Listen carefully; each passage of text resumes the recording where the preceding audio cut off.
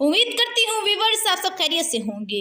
Viewers ہم اپنی اگلی ویڈیو کے ساتھ حاضر ہیں۔ ویڈیو دیکھنے سے پہلے آپ ہمارے چینل کو لائک کیجئے، سبسکرائب کیجئے اور بیل آئیکن کے بٹن کو کلک کرنا مت بھولیے گا تاکہ ہمارے آنے والی ہر ایک ویڈیو آپ تک پہنچ سکے۔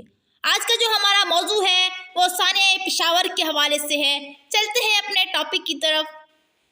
میرا نام حزیر علی ہے، میں 8ویں جماعت میں پڑھتا ہوں، مجھے 13 گولیاں لگی ہیں، میں اس امید کے ساتھ اپنی آخری سانس لے رہا ہوں میرے دوست محفوظ ہیں۔ میرا نام خولا بی بی ہے، آج میرے اسکول کا پہلا دن بھی ہے اور آخری دن بھی۔ میرا نام شہزاد ہے، 13 سالوں کا ہوں لیکن میرے خوابوں کی اڑان بہت اونچی ہے۔ پائلٹ بنوں گا راشد میناس کی طرح۔ میرے خون میں لت پت کٹی ہوئی لاش کسی ملبے تلے ڈھونڈ لینا۔ میں فہد حسین ہوں، سامنے دروازے پر ہاتھ میں بندوق پکڑے میرے موت کی صورت میں کھڑا ہے، مگر میں اس سے ڈرنے والا نہیں ہوں، میں جھکنے والا نہیں ہوں، میں اس کو اس کے ارادوں میں کامیاب ہونے نہیں دوں گا۔ میرا نام شازیب جلانی ہے، میری ننھی آنکھوں کے سامنے میری ٹیچر کو زندہ جلایا جا رہا ہے، مگر ان کا حوصلہ آگ کی چنگاریوں کو چیرتے ہوئے پورے کمرے میں گونج رہا ہے کہ بھاگو بھاگو اپنی جان بچاؤ۔ میرا نام عاقف ہے، میں اسپتال کے فرش پر بیٹھا اپنے زندہ بچ جانے کا ماتم کر رہا ہوں کہ میرے سب دوستوں کو اس درندہ سخت حیوانوں نے بے دردی سے شہید کر دیا۔ میرا نام محمد ولید خان ہے، 6 گولیاں میرے چہرے پہ لگی، ایک میرے ہاتھ پر، ایک ٹانگ پر، لیکن میری سانسیں ابھی چل رہی ہیں، میرے خواب ابھی ٹوٹے نہیں، میرے حوصلوں کے آگے پرندوں کے پر ابھی کٹے نہیں۔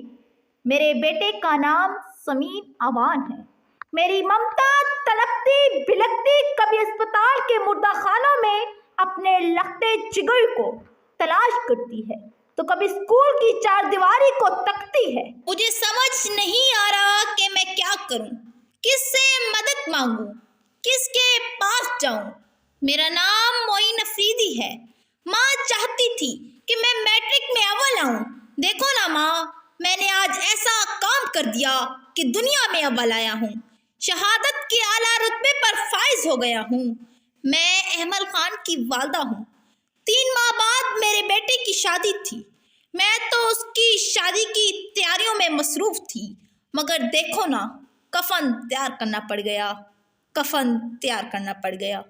ان معصوم بچوں کی آنکھیں سسکیاں سوال کرتی ہیں کہ بتاؤ ہمارا گناہ کیا تھا، ہمارا گناہ کیا تھا، ہمیں کس جرم کی سزا ملی ہے کہ جس ماتھے کو میری ماں نے صحرے سے سجانا تھا، کہ جس ماتھے کو وہ روز چومتی تھی، جس ماتھے پر رنج و غم کی کوئی لکیر نہ تھی، اسے گولیوں کی بوچھار سے لہو لہان کیوں کیا، اسے گولیوں کی بوچھار سے لہو لہان کیوں کیا گیا، آخر گولیوں کی بوچھار سے لہو لہان کیوں کیا گیا۔ میں نے کہا تھا نا ماں کہ مجھے اسکول نہیں جانا، بہت ٹھنڈ ہے، کمبل اوڑھ کے سلا نا مجھے۔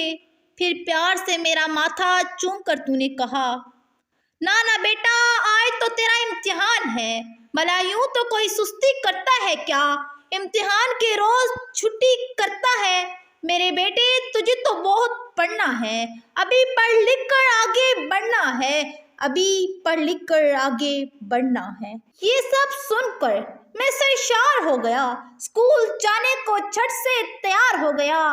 کسے خبر تھی کہ دشمن بیٹھے تھے گھاٹ کے گرے، جب لاشیں تو پرچے تھے ہاتھ میں، یکایک تار تار کی صداؤں سے گونج اٹھے، سر و دیوار خون خون، ہر جگہ چیخ و پکار، گولیاں سینوں کو چیر کر دلوں کے پار ہو گئی۔